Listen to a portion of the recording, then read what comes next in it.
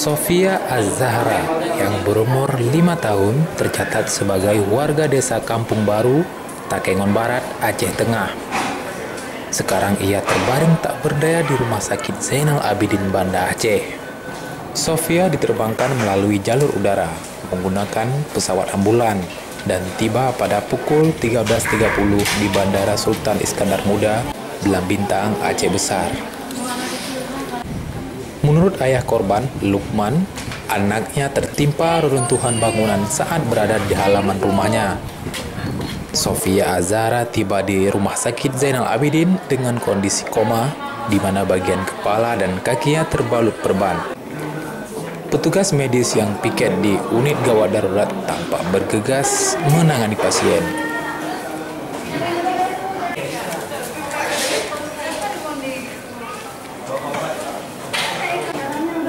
Nandar melaporkan untuk MGC News.